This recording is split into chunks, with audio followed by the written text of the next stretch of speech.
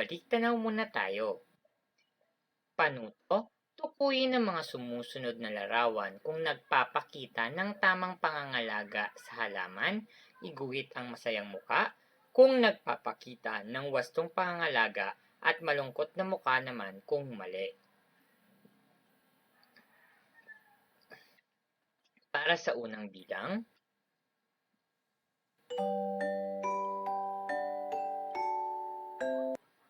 ang tamang sagot ay malungkot na muka. Pangalawang bilang,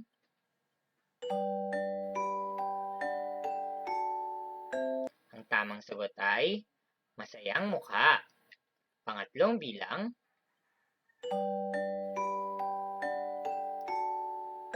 ang tamang sagot ay masayang mukha.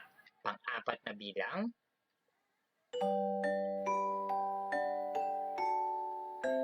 ang tamang sagot ay malungkot na mukha. At panghuling bilang,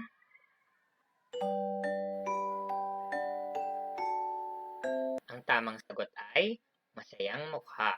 Mahusay mga bata. Dumako na tayo sa ating talakayan. Pagmasdan ang nasa larawan. Ano ang ipinapakita sa larawan?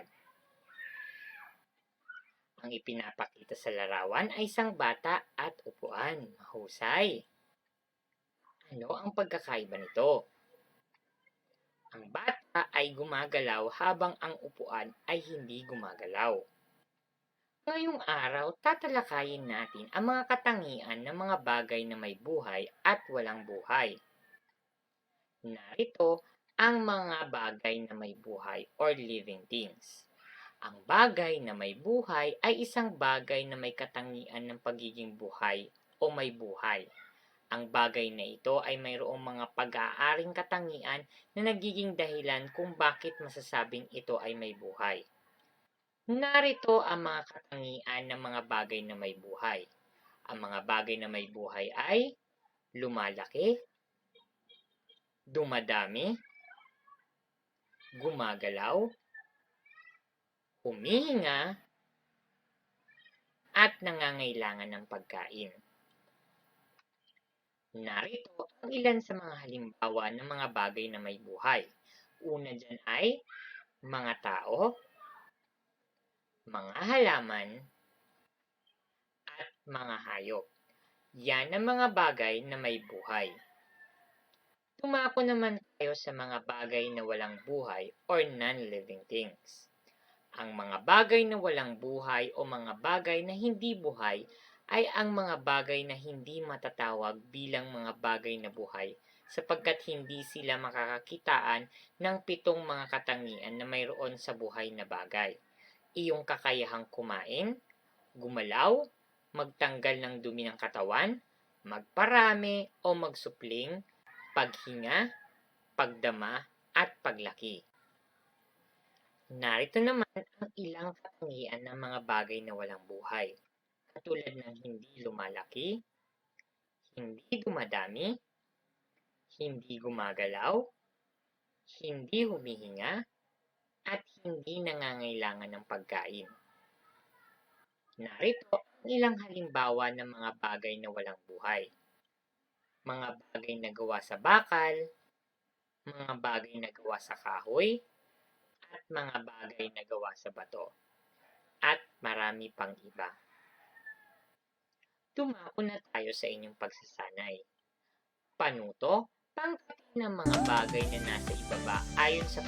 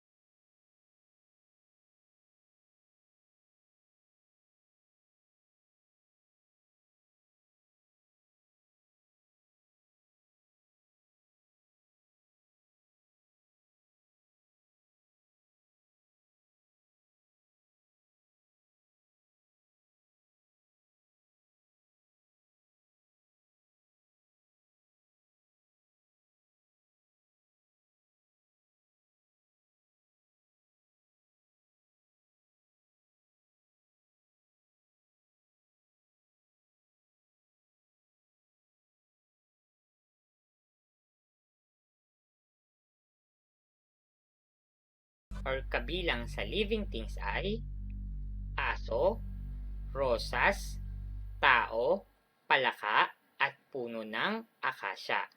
Habang ang mga bagay na walang buhay naman or kabilang sa non-living things ay baso, sapatos, kwintas, lamesa, at plato. Para sa inyong ikalawang gawain, lagyan ng check kung ang pangungusap ay wasto at X naman kung hindi.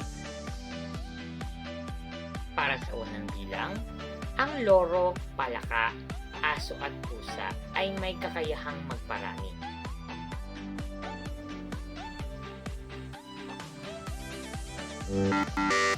Tamang sagot ay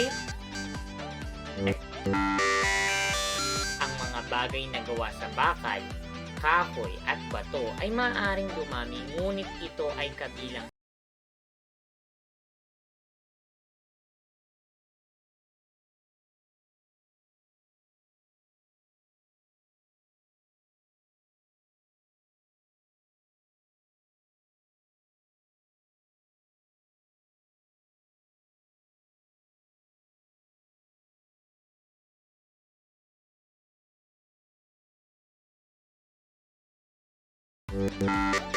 tamang sagot ay correct.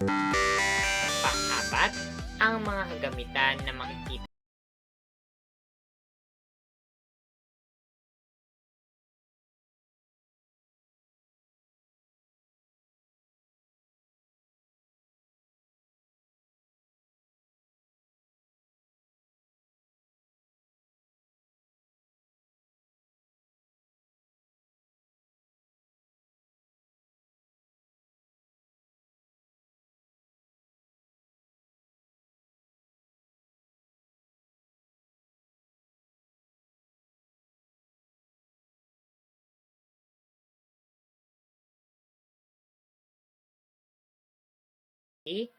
magparami, gumalaw, huminga at nangangailangan ng pagkain.